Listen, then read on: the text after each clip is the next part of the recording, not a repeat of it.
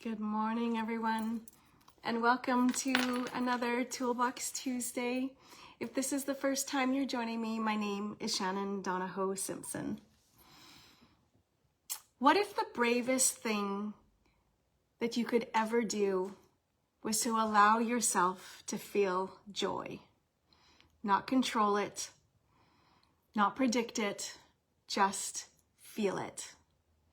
I was listening to an incredible podcast this week with Brené Brown and Stephen Bartlett. And there was a moment that hit me so deeply, I actually had to pause and listen to what she said again.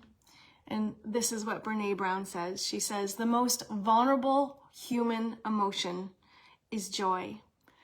Joy is so vulnerable that we dress rehearse tragedy to protect ourselves from disappointment. And this resonated with me so deeply. You know, when you've lived through a lot in your life, like many of us have, joy can feel dangerous sometimes. In the past several years, I've supported my family through PTSD, anorexia, autism, anxiety, my own cancer diagnosis, the ending of a marriage, and processing wounds from my childhood that took me decades to understand. And honestly, I'm still processing. And there was a time when I lived in full-on victim mindset, not because I was weak, but because I was terrified of joy. Because when you lose things that you love, people, certainty, safety, versions of yourself, you learn that joy is risky. But what if you taste it and it gets ripped away again? That's the question. What if you taste it and it gets ripped away again? So Brené Brown says, instead of letting ourselves feel joy, we armor up. We lower our expectations. We numb. We disconnect. We pretend that we don't care. We stay busy. We avoid hope because hope feels like vulnerability. And she says that armor doesn't protect us, but only separates us from the exact thing that we crave: love, connection, belonging, and joy. So the solution isn't forcing joy. It's building the courage to stay open long enough to feel it when it arrives. She says, love is to be vulnerable. To belong is to be vulnerable. To feel joy is to be vulnerable. And there is no courage without vulnerability. There is no courage without vulnerability. So what if my armor isn't fear, but instead protection from joy? When we're afraid to feel joy, we live disappointed on purpose. We choose disappointment so we don't have to feel disappointment. Isn't that crazy? We choose disappointment so we don't have to feel disappointment.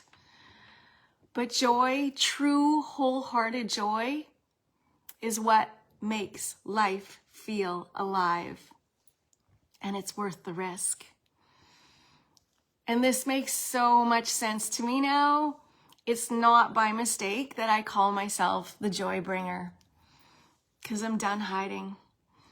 I'm done closing my heart, and I'm ready to be brave and feel joy anyways. When I look back, I can see how my armor formed.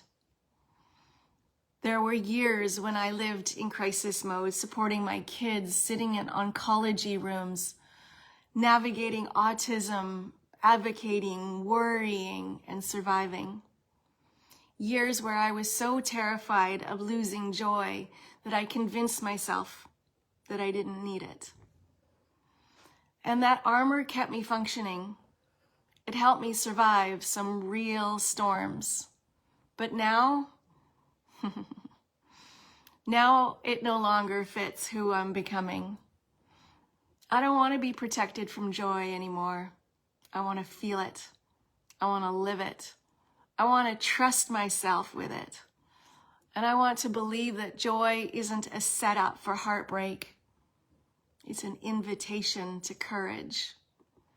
So this week, I invite you to pause and ask yourself, what armor do you reach for when joy feels too vulnerable?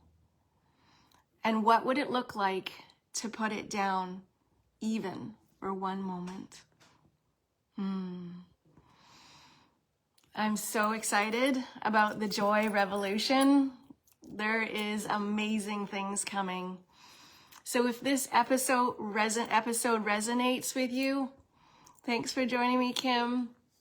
Please share it with someone that you love, someone who might need this reminder today. And if you'd like to connect and learn more about my coaching, my speaking, facilitating, you can reach out and find me at shannondonohoe-simpson.com.